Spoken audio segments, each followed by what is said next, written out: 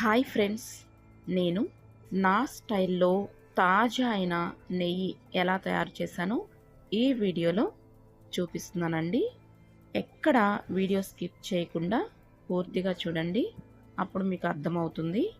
నేను డైలీ పాలు కాగపెట్టిన తర్వాత అవి చల్లారిన తర్వాత ఫ్రిడ్జ్లో పెడితే చక్కగా మేగడ వస్తుందండి పైన. ఆ మేగడ్ని రోజు నేను ఇలా తీస్తానండి. ఇలా తీసిన మేగడ్ని కొంచెం వేడి చేయాలండి. అది కొంచెం వేడైన తరువాత దానిలో కొంచెం తోడు వేసుకోవాలన్నమాట. పెరుగు కొంచెం వేసినట్లయితే అది తోడుకుంటుంది, గడ్డగా పెరుగులాగా అవుతుందన్నమాట. ఇక్కడ చూపిస్తున్న విధంగా నేను దీన్ని తోడు పెట్టాను. అర్థమైందని అనుకుంటున్నానండి. ఇలా తోడు పెట్టిన తరువాత ఇది గడ్డగా తయారవుతుంది. అలా గడ్డగా తయారైన తరువాత దీన్ని మనం మజ్జిగ కవ్వం ఉంటుంది కదండి, దాంతో ఇలా మజ్జిగలాగా చేయాలన్నమాట. ఇది మొత్తం స్మూత్గా వచ్చేసే వరకు మజ్జిగలాగా చేసుకోవాలి.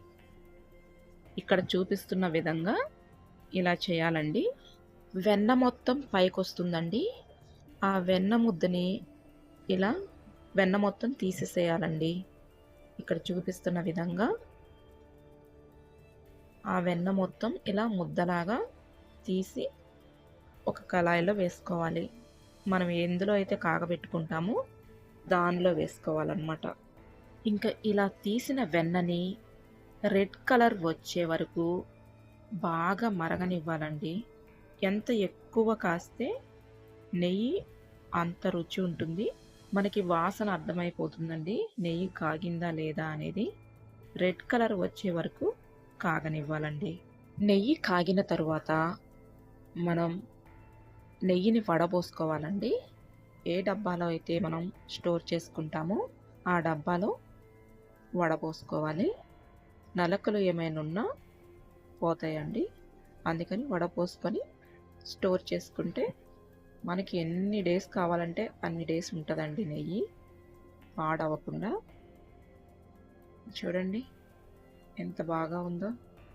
వాసన మాత్రం చాలా అంటే చాలా బాగా వస్తుందండి. మరి నా వీడియోస్ కనుక మీకు నచ్చినట్లయితే నా వీడియోస్ని లైక్ చేయండి, షేర్ చేయండి.